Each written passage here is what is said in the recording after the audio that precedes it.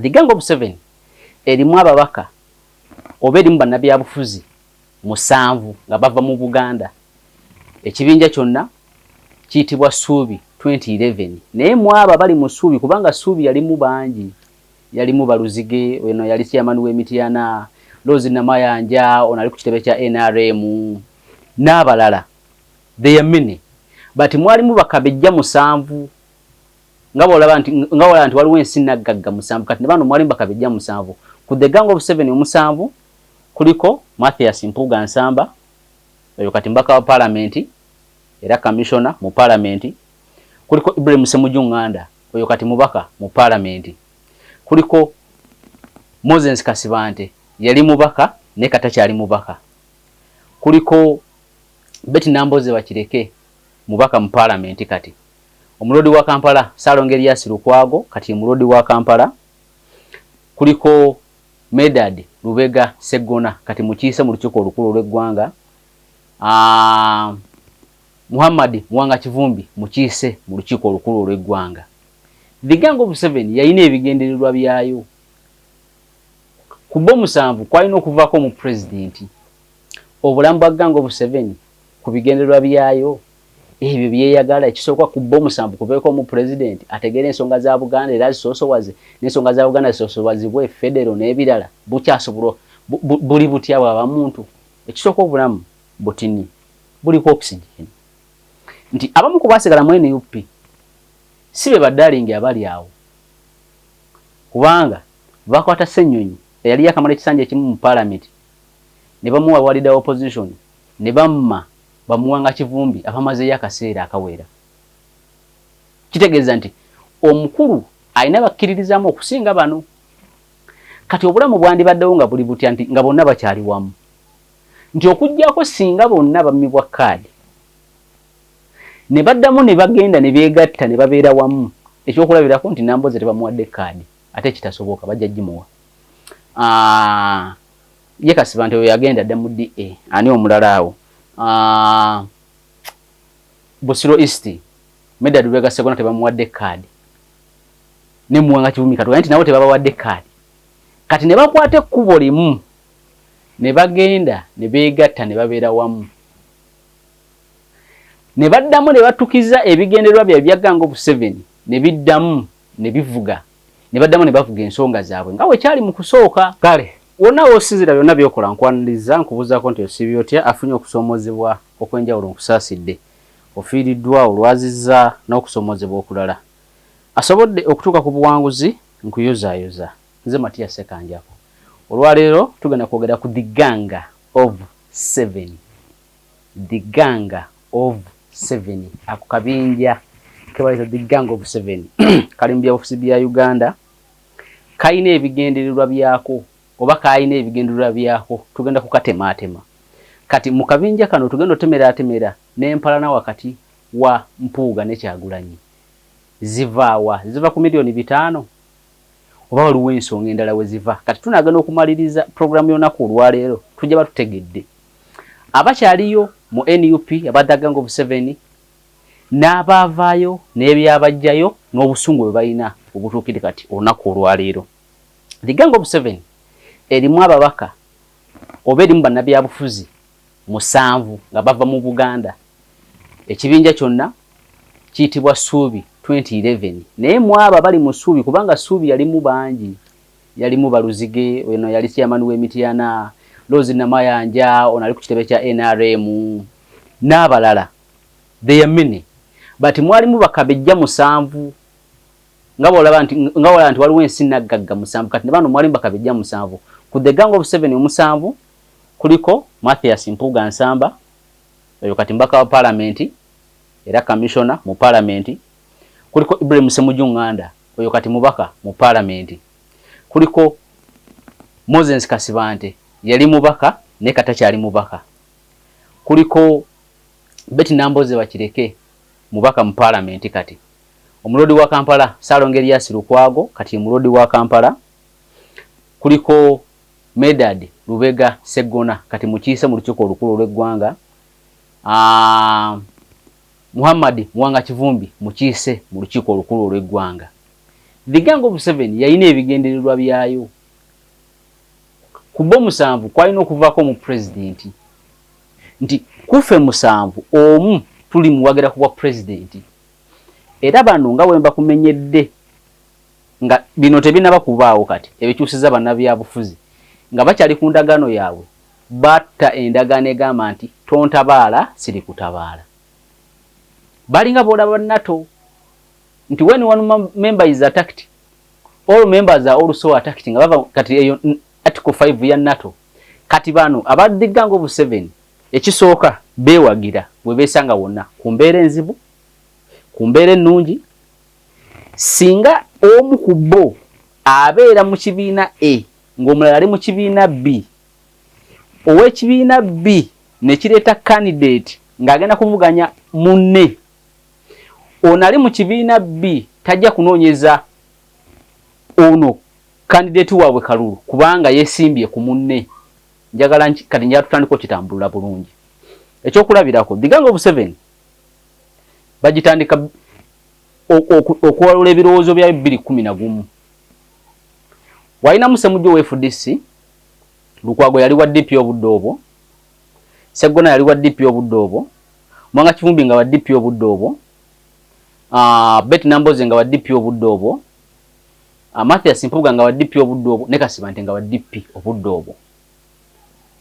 Ssemujju wa Kira municipality owa FDC oba luli nga tennaba kufuuka Kira municipality ng'ekyali Kyadondo East yonna awamu bw'ajja okwesimbawo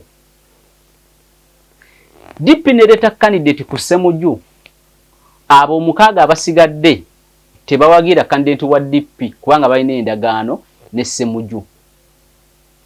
Era ne Ssemujju kye kimu nti singa FDC ereeta candidate mu Busiro East kati katugambe nga Magoola mumujjukira nga yeesimbye ku Sseggona owa DP naye nga Magoola wa azenga wa FDC Ssemujju bw'ajja mu campaign ezo tawagira Magoola wa FDC awagira Sseggona owa DP. Endagaano yaabwe yali awo.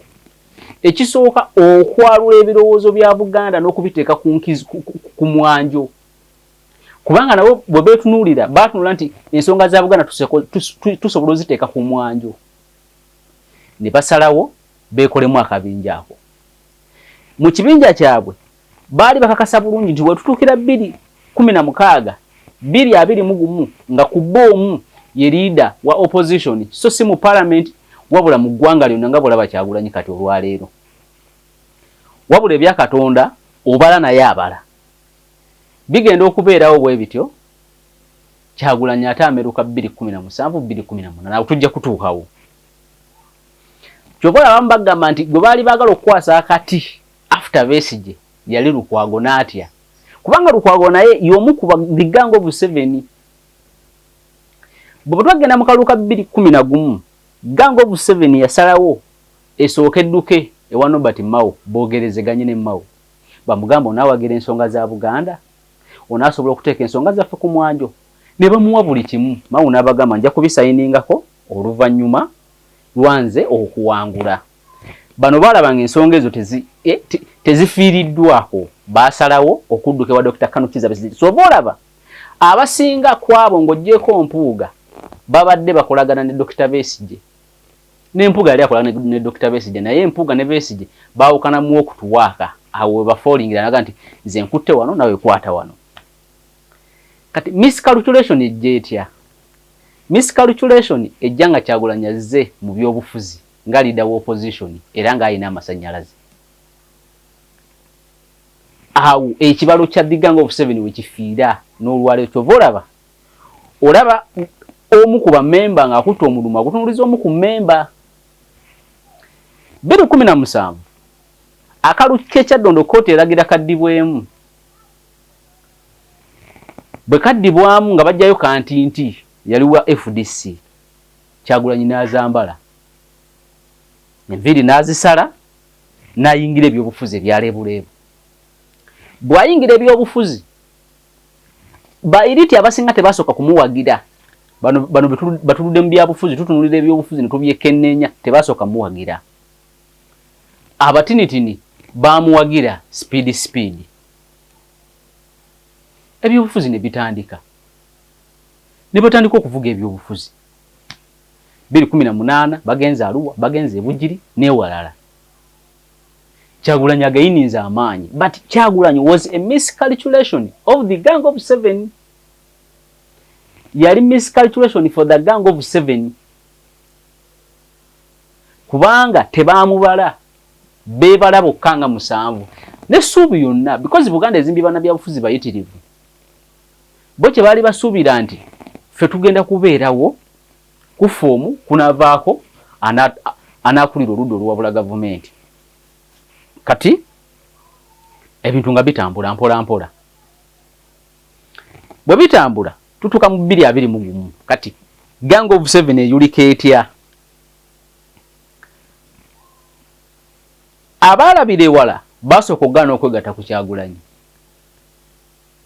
kubanga abamu bagenda nga DP Buloko Gang of 7 kali kabenja kasubi okuva mu Buganda kubanga owekitiibwa Katikkiro mulwanya muli ye yali abakumakuma nti nabo basobola okuva mu nabyabufuzi ow'amaanyi ategeera kisooka ategeera ensonga za Buganda nga n'abalala balese bannabyabufuzi abalala kati abamu bajoininga Kyagulanyi abalala ne bagana omujoininga abalala ne bamujoininga leeti kyova olaba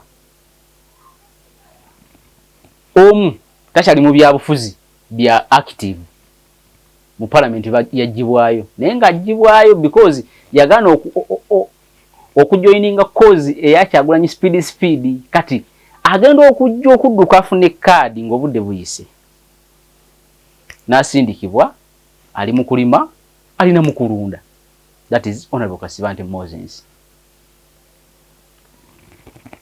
Olwo Ssemujju yajoininga yasigalayo mu FDC olwebe yali akoledde bannakira municipality basolo muwe ekisanja ne bamwongerayo kati mu parliament mwalire shadow minister of finance wadenga mu kusoma alternative budget teyabaddewo Mathias Mpuga Nsamba Seggona Mwanga Kivumbi ne Betty Namboze abo badduka mangu era bo bafuna kadi era bonna ne bajja bwe bajja omu ku bo n'afuna no leader opposition that is Mpuga ukwago ye yadduka dda ku FDC kubana ye agali ugaligalaga nti naye agenda joininge naye yadduka dda ku FDC kati embeera zitambula Mpuga bamuwa leader opposition bana abalala babawadde obukiiko Seggona bamuwadde n'abalala babawadde abamu babawadde wa shadow minister ne batambuza ensonga along the way amole ne gajja nti Mpuga alina akasente ke yafuna kati nkulaze the Gang of 7 yabikamu eti eyabikamu mu kujoyi mu nga tugenda mu kaluka 220 ebigendererwa byaye kisooka byafa ku bomu yaita sola kujja nga presidential candidate kubanga waliwo yalina amasanyalaze musi obasingako bonna kati ekigendo ky'obwa president ne kifa enkolagana yaabwe n'esooka n'esigalawo enkolagana yaabwe efa etya efa ku breaking news ya milioni 5 zibawa Mpuga bano bafuna okusoomoozebwa Ssemujju talina kigambo kiyaweereza Mpuga ku ekyo ekisooka nti ye teyalina maggwa ge yaliko kubanga teyali mu nuupu ng'omuntu yali mu FDC Mwanga Kivumbi ye n'aweerezaayo ko ku bigambo Betty Namboze ye n'aweerezaayo ko ku bigambo Seggona teyaweereza era ne ku Thanksgiving ya Mpuga twamulabe Masaka nga agenze Lord Mayor teyaweereza bigambo Kasibante nadda ku side ya Mpuga oluvannyuma byali biwanvu Mpuga omu ku member wa Gang of 7 bamujje ku bwaloopu n'afoolinga apart n'ekibiina ky'ebyobufuzi ekyamuwa leader opposition ne batandika okulwanagana mu kusooka twalaba demokrasiya ow'ekimmemmette Kyagulanyi akutta omukono gwa Mpuga akutta omukono gwa Ssenyonyi agiwanise omulundi gumu baga nti banne twagala demokrasiya bwatyo tebakomaawo ne ku parliament getugenda ng'ono awayo office era n'awayo office mu mirembe gy'otalabanga nako naye oluvanyuma emboozi nejja nti Mpuuga yali da opposition akakiiko ka parliament akateekateeka emirimu oba akateekerateekera parliamentary commission kakwata ssente ne kagabanya abamu ku bakomishona nga ne Mpuuga mwali obudde buli Mpuuga yali da opposition kati okuwandagaza ebyokulwanyisa ebyebigambo kwatandika Mpuuga nabira nga takyalinya ku kitebe kya kibiina jjukira gango Museveni yalimu abasajja bayo 7 omukaga ku bo bali mwene no abatano bali mwene UP ababiri nga bali mu FDC kati mu budde obwo ne FDC nayo nekutukamu abe FDC najja na nkumbi ne bakola ne batandika okulwanagana Ssemujju ng'aleese amawulire nti waliwo akasente akayingirayo okukakana ne badda Ssemujju Lukwago n'abala ne bagenda e Katonga kakati Mpuuga okuva olwo kati the gang of 7 netandika okwekutulamu Kasiba nte nkugambye ete yagenda mu lukiiko lwa ggwanga lukulu ku luno era abamukuba bitunganyizoga nti contribution y'okumukuba yali ku NUP kubanga teyamuwa kaadi Kawalya n'awangula kati Kasiba nte nadda ku side ya Mpuuga nagamba milioni 5 tesobola bakutulamu Nambooze nadda ku side ya NUP n'atandika okukwata ebyokulwanyisa ng'abiweereza eri Mpuuga memba muno wa Gang of 7 okuva eri Musuubi 2011 Sseggona yasalawo kusirika n'ayeetaba ne ku mukolo ogwa Mpuuga ogwa Thanksgiving olunga embeera ya milioni 5 erinye wansi ne waggulu Mwanga Kivumbi yasooka kusirika nera naye nawandagazayo ko ebyokulwanyisa bitini ebyebigambo naye ne bikomaawo mpola mpola Lukwago ye yasalawo kusirika ku ekyo ng'omulodi wa Kampala ani asigadde yaawo Ssemujju ye teyayogera sijja sola mujajinga kubanga twasoma ffenna mukwano gwange okumala emyaka miwanvu kubanga njukira discussion ezaaliwo ezasooka nga Mpuuga agamba sinafuna ssente bwe naazifuna nja kubagamba ekiddako naye kigenda okuzuuka nga ssente yazifuna kati ebigendererwa bya Gang of 7 ekimu ku byo ekikulu kyali kyakulembera Uganda oba kyakuwagira muntu akulembere Uganda ng'asobola okutegeera ensonga za Buganda kati Kyagulanyi Bwajja yali miscalculation eribbo naye ate yali advantage eribbo kuba yali muganda munnaabwe jukira luli batembetanga butembeesi nsonga nga bazitwala ewaabo be baagala bakoleki bakulembere nga bagenda ewa mawu soko signinge wano tugenda kuwagira naye okakasente ensonga za Buganda ojja ku zisoosowaza ne badduka ewa mawu yaveeri waggulu ne bagenda ewa Dr. Besigye aveeri mu Kigezi nti sayininga wano nti ensonga za Buganda ojja kukola ki ojja zisoosowaza kati embeera netambula bwetyo mpola mpola embeera bwetambula bwetyo mpola mpola ekigendo kya Gang of 7 kugambye ekisooka kyali kya kubbo kuvaamu mu president omukulembeze w'eggwanga kwoyo avuddemu ategeera ensonga za Buganda Ssemasonga 5 era asoosowaze Buganda mu byonna federo ekomewo n'ebirala Buganda byeyagala naye nga era basizo bakanyiza nti singa kigaana tujja kufuna oyo anaaba n'enkizo naye anasobola okutegeera ensonga za Buganda advantage nejja 220 Kyagulanyi nga Muganda of which yenga teyeetaaga na kusayininga ndagano because naye kimulimu musaayi ng'omwana Omuganda nti ensonga za Buganda asobola zisoosowaza kati oluvannyuma lw'oluduzinga akalulu ka 220 ku presidential level abamu bafuna obubaka bwa parliament bwe bafuna obubaka bwa parliament era omu ku bo n'afuna n'obwalida bwa opposition ekyo ne kibeera nga kya ssanyu eri bo wabula okukutukamu ne kubeera kwa milioni 5 ekisooka ku bo 7 tekuliko n'omu yavaayo kugayidinga nsi nti bannaaye ensonga eriwo yeeno naye tusobola ogikwata bwe tuti milioni 5 tesobola tulwanya ku lwa kino ne kino ne kino ekyo tewali n'omu yakikola ekyokubiri ku bo 7 jukira omu ekitimba kya Kokota ekya NUP 220 tekyamuleka bweru kubanga bwe njogera ku kitimba kya Kokota bwe tukiteeka mu nnyanja we pa kivuba mukene, kivuba empuuta, kivuba obuyamba, kivuba buli kimu. Nti kyo kireeta buleesi. Kati ekyo ekitimba ekyaleeta Kawalya ne kijjawo Kasibante yasalawo ye kuddukira mu nnimiro. Kati nga bano mwani UP bakyali mu kulwanagana. Ate FDC nayo nefuna okulwanagana wakati. Ebigendererwa ebya the Gang of 7 ne byabikamu. Namboze ebigambo nabikwata nga bikambwe nabiwereza Mpuuga. Ne Mpuuga nabikwata nabiddizayo Namboze. Namboze nabikwata nabiddiza Kasibante. Kati ne batandika okwekuba.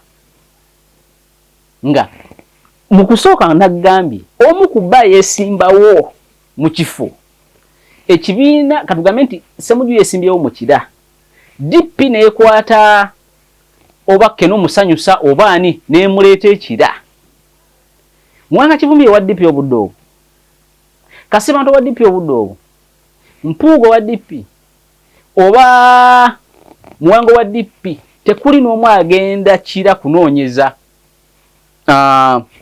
Keno Kalulu wabula dduka okunoonyeza Ssemujju kubanga balina endagaano yaabwe.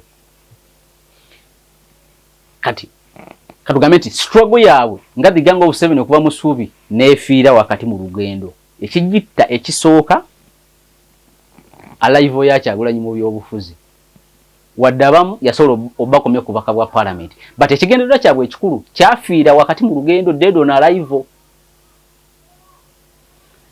Kati ekyokubiri ekigendererwa era ne kiddamu ne kifa nga milioni 5 zimaze okwanjula nti zaawe wa Mathias Mpuuga.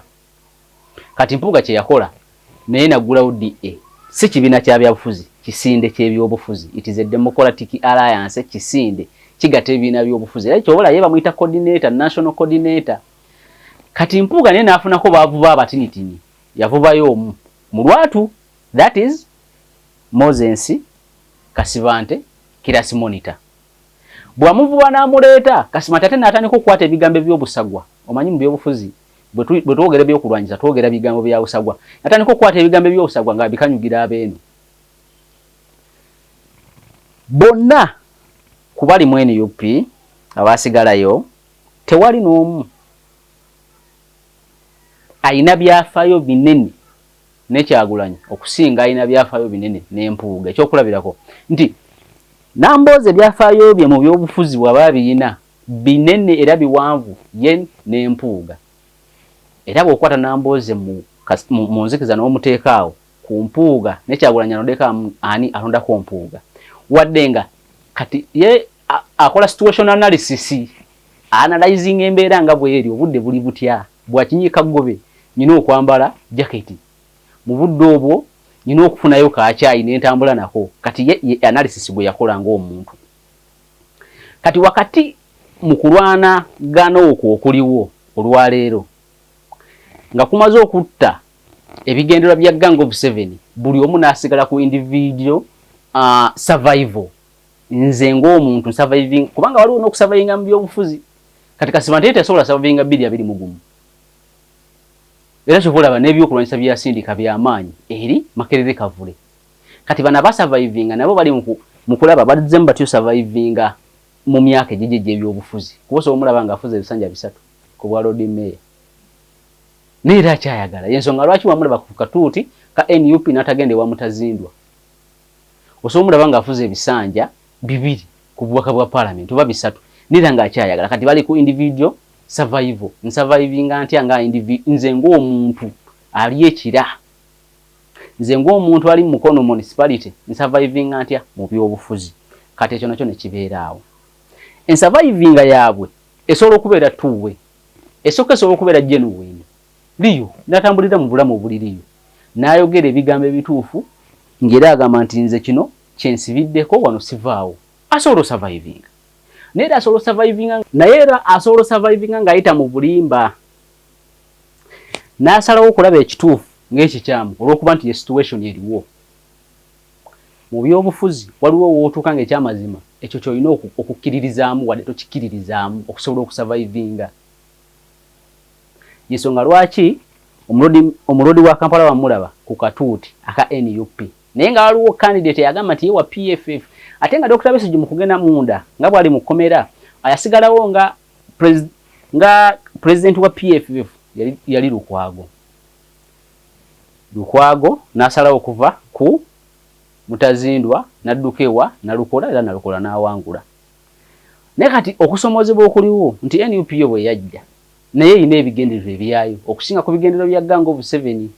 Yensonga lwaki awali ba candidate ba Gang of Seven abatali ba NUP etekawo ba candidate.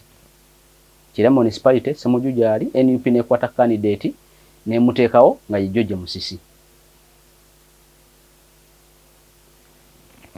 Yensonga lwaki nti NUP era yagaana okwabamu ku bamemba ba Gang of Seven kadi nga Kasibante kakana n'agwa. Kati Kasibante yalemererwa okusoma situation analysis 220 n'alowooza nti bikyalinga we biri. Kumbe waliwo omulala alagira mu byobufuzi nekikolebwa.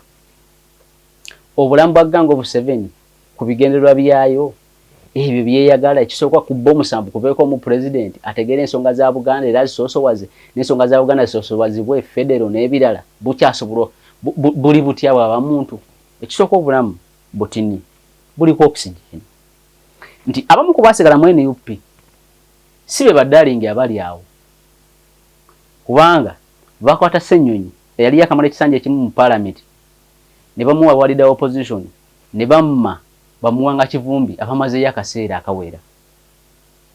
Kitegeeza nti omukulu alina bakkiririzamu okusinga bano. Kati obulamu bwandibaddewo nga buli butya nti nga bonna bakyali wamu. Nti okuggyako singa bonna bammibwa kaadi ne baddamu ne bagenda ne beegatta ne babeera wamu ekyokulabirako nti Namboze tebamuwadde kaadi ate kitasoboka bajja gimuwa. Ye Kasibante we yagenda dda mu DA ani omulala awo. Busiro East Medad Lubega Segona tebamuwadde kaadi ne Muwanga Kivumi Katonda nti nabo tebabawadde kaadi.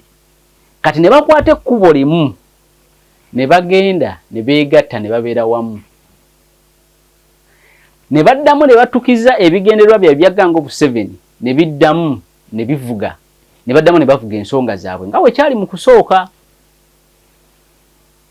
Kati wano ani ono kati wano mu kusooka kiyinza okubeera nga kati ekisooka buli omu ali ku survival. Namboze asurvivinga atya era afuna atya kaadi ye iye mukono addemu awangula akalulu ajje mu parliament. Segona kyekimu yensonga lwaki Segona ng'ogyeko genda ku mukolo gwa Mpuuga tannaba kukonda eminga bikola bye bakoze ku Mpuuga olwa $5,000,000.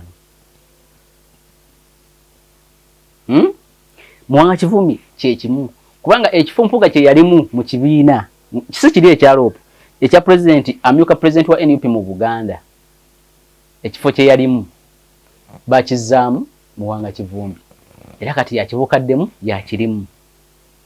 Namboze yali akola byabufuzi bye emukono awatali buzibu bwonna era alaga nti ye akkiririza mu president wa NUP ne NUP. Mu byaliwo ku $5,000,000 Namboze yavumirira nnyo Mpuuga okwesiba ku Abedi Bwanika naga oyo si ayinza okubeera omwogezi wo agenda kutunda butunzi ne byazaakola tubirabyeko akabanga akawera mu byobufuzi bye Uganda.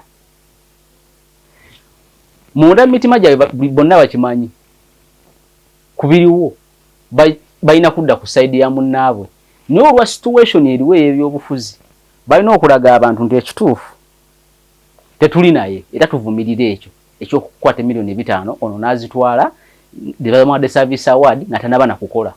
Yensonga lwaki ne President NUP we yazze ku alternative budget statement gye yakoze enkulu yagambye mu parliament mwenjogerera mwe muli oyo ayatula ne yegabanya $5,000,000 nga tana ne kimu kye yakoze.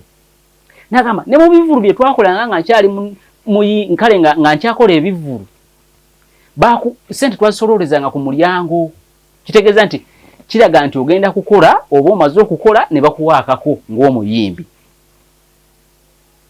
Kati Mpuuga yasalawo kwekutula eno n'agenda ndi DA bali awo lubagaawo abayitawo Namirembe awo nga ku kya Namirembe yenkulu we bakolera ebyobufuzi byabwe. Kati bano banne ng'ogyeko Kasibante tebamuliiko kati naye yakwata ttiimu endala tumanya nti naye ayinza okuba ng'azimbye ebirowoozo ebibye era ebirala. Samuel Lubega Mukaaku Mabike Henry Lubowa Mbwatekamwa Michael Kakembo ono mbaka wa Masaka municipality yani omukyala ye Juliet Kakande n'abalala kati naye ali mu kuzimba birowoozo bibi ebipya. Obulamu bwa Buganda okufuna liida abakulembeze abaayo naddala b'okuntikko nga baabwe mulo ekisooka babakkiririzaamu nga be babazimbye waluli bazimba nga abakulembeze abaabwe because kyobola mpuga mwita omuteeketeeke Sseggona ow'ekitiibwa n'abalala. Kati ono Kyagulanyi teyali waabwe wadde nga Muganda yeddira mbogo naye nga mu byokuzimba si be bamuzimba. Katonda yamuwa mu favor ye n'afuna amasannyalaze ge n'ayingira ebyobufuzi.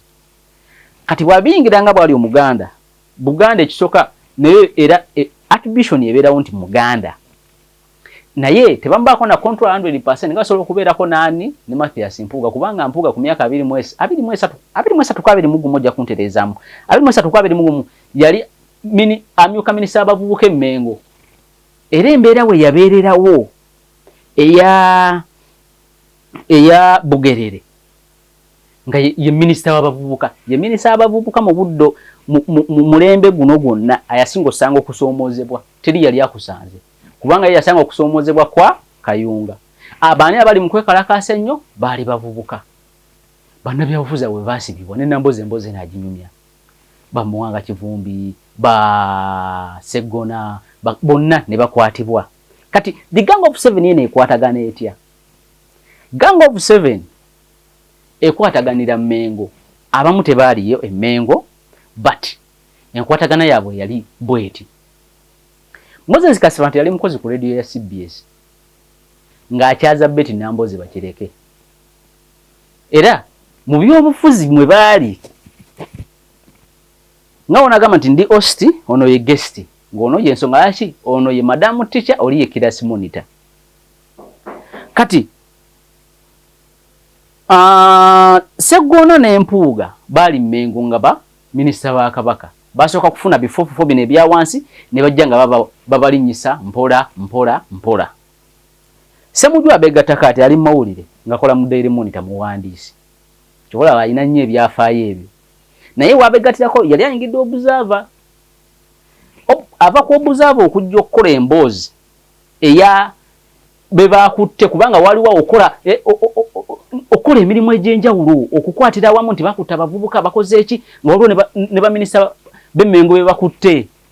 Kati nga wabeerawo zi press conference ezo Ssemujju n'abeeranga coordinator wa press conference ezo nga yayita bannamawulire leero tulina press conference leero mujje leero n'ebirala ebigwa mu koowa eyo. So embeera netambula bwetyo mpola kyebaba bamugamba lwaki totuwegattako ne bamwe n'abeegattako era Observer bakubira simu n'abagamba nti kadi yammwe ngenda gikomyawo nejjukira obudde yali designinze okuva mu Daily Monitor Observer bayakatandika ekyali mpya tuli mu mwaka gwa 2009-2010 na designinga ku Observer n'abeera efuluya that is 2010 nga talina mulimu gwonna akola byabufuzi era mu mboozi ye Ssemujju anyumya nti yatuuka nga talina wadde 10 nga alina kubira mukwano gwe n'amuwa ssente n'agenda kulaale n'ayogera byayogera n'avaayo n'adda ewaka. Katonda amuyamba constituency eyo eya Kyaddondo yali ekyali yonna nekira ndowooza mwe mwali Samuel Kaleganjuba awangula akalulu k'obubaka bwa Parliament n'ayingira Parliament 2011. Kati omulodi wa Kampala ate we back bakwatagana ne bamuwanga Kivumbi ku Makerere kubanga muwanga Kivumbi omu kubatandika UID era muwanga Kivumbi yanyumya nti UID bagitandikira mu hostel room ye okwalula ebirowoozo by'okutandika UID mu hostel mwe yali asula.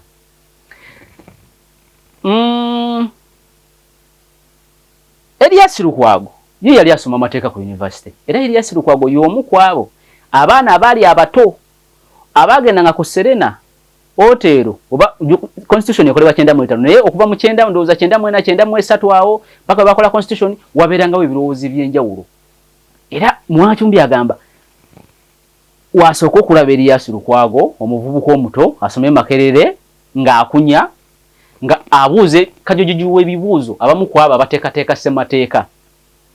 Gang of Seven yatuula negamba tukoze tutya tulina okubeera ne bannamateeka kubanga basibwanga mu byobufuzi Nambooze alina byayogedde ku leediyo ne bamuyola ng'afuluma kati ani alina omujja mu kkomera kubanga jjukira ne Nambooze yawangulako akalulu akaasooka n'amala emyaka 4 nga tagenze mu paalamenti agenda mu paalamenti nga wabulayo omwaka ogwo ekiseera kiggweko naye abali musango ogwo yali Sseggona yali Erias Lukwago kubanga ku bo 7 omu ku bo strategist waabwe omuyiiya yali Muwanga Kivumbi nga yayiiya yagamba kati lero tukola kino kati nga balinawo ne munnamateeka yaani bannamateeka be baani Erias Lukwago Sseggona naye nga bado nabo bakawandula bigambo tebabakubira bigambo Betty Nambooze ne Kasibante kati Betty agamba mu mboozi ye nti bwe twatuula twagamba naye ebigambo bino bye twogera ku gavumenti eno singa bikyalumu ne bituddira ne batukwata ne batutwala ne batusiba kiki ekiyinza okuddirira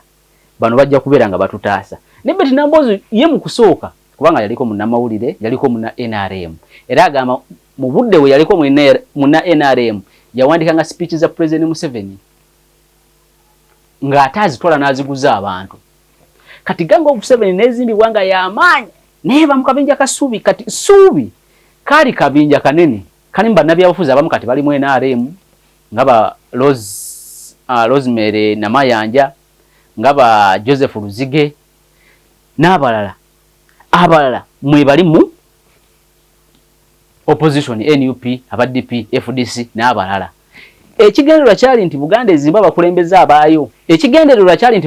abakulembeze abaayo abakulembeze abanagiwuliriramu kati Gang of 7 netandika bwetyo nkugamba Ssemujju wagiyingira Betty Nambooze wagiyingira kubanga ye yaliko mu kakiiko ka civic education yakasomesanga kano ke twayogeddeko ne Sewandagi n'amaliriza naweebwa obukulu obulala mpola nga bwabeera ku radio ya CBS kati Kasibante kinyegenyege ne kimukwatira ku radio nga bona okyaza abantu n'ogamba naye kangene mbyobufuzi n'ava wano mu kukyaza ninayingira ebyobufuzi bya lebulebu Sseggona n'owekitiibwa Mpuuga bongo olwedde bali mu bwakabaka bwa Buganda baweereza Ssaabasajja Kabaka ku myaka egyo egyabwe emito kati bali ku university Muwanga Kivumbi ye nga munnabyabufuzi muyiiya nnyo ne Erias Lukwago finally bonna Katonda yabayamba bonna bayingirako parliament wadde kati omutali mu parliament naye bonna bayingirako parliament omukulu Erias Lukwago ndowooza y'omu kubasooka okuyingira parliament era bo bennyini banyumya mu mboozi yaabwe nti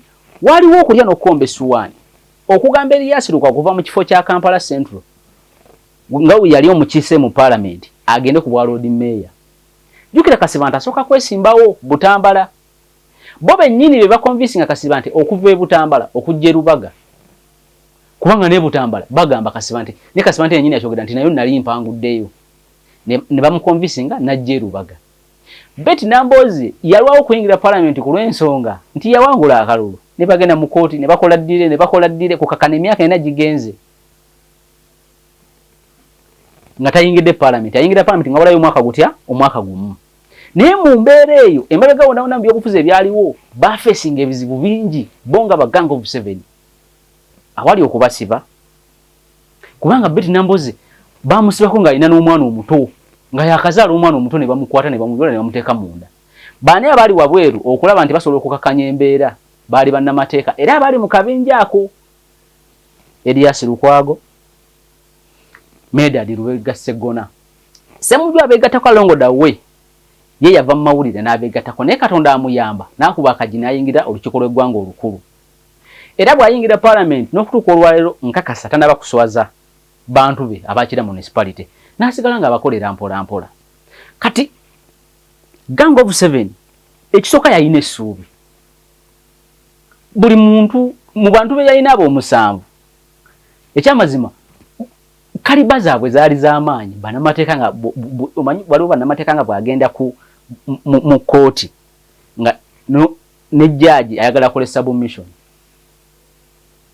Erias Lukwago nga yayimiridde katuuti ng'ali mu kukunya katugambe witness oba ng'akunya detective ava mu ofisi ya DPP ayakoze ku kunoonyereza ku musango ku keesi eyo omusuubira okubuuza ebibuuzo eby'ekikugu Muwanga Kivumbi ye teyasoma mateeka kubanga Muwanga Kivumbi munnabyanfuna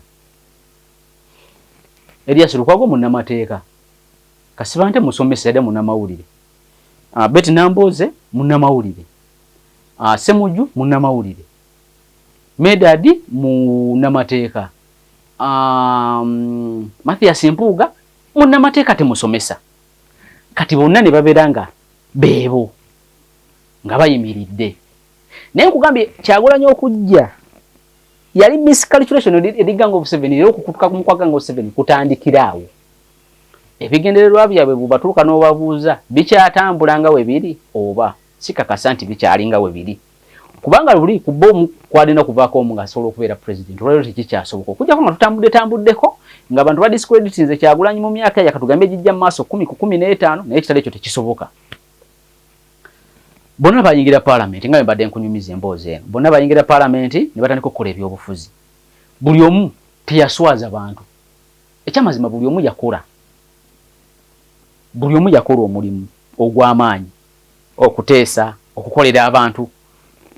Simanyi nalako mawunga agamba nti bana beeta aba Buganda bokera ku makya n'obagamba nti ensonga za Buganda ze mwakoogera ziri mmeka ku Buganda mbu teziweza na F4 page ya F4. Jukira n'okujja kwa mawu kwaba leto kutukamu kubanga bali tebakkiririze mu mawu ngani ng'omuntu.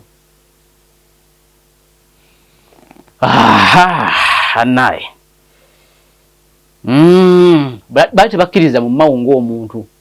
Era kyovola ba NUP bwejja bonna badduka 10 ne bayingira ekibiina kya NUP. Nenga mwebalire ddala okubeera nga mulaba aba commentinga gye mu commentingamu, nze buli commentinga njiwa ekitiibwa, naye bw'ojja nga oyagala kunyingira nange sobola kulekera mirembe. Leero Gang of Seven I think tukisobola ogikomyawo, naye nga byofuzi byo bikyatambula.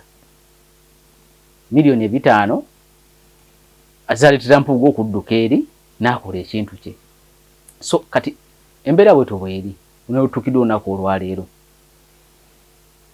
bonna tebakyali wamu wetutuukidde olunaku olwaleero okujjako nga bazzeemu kuzimba buzimbi maanyi. Tugenda komawo n'olero tutandikira olunaku olulala akuume atakuumira mpeera wangaala ennyo Ssaabasajja Kabaka.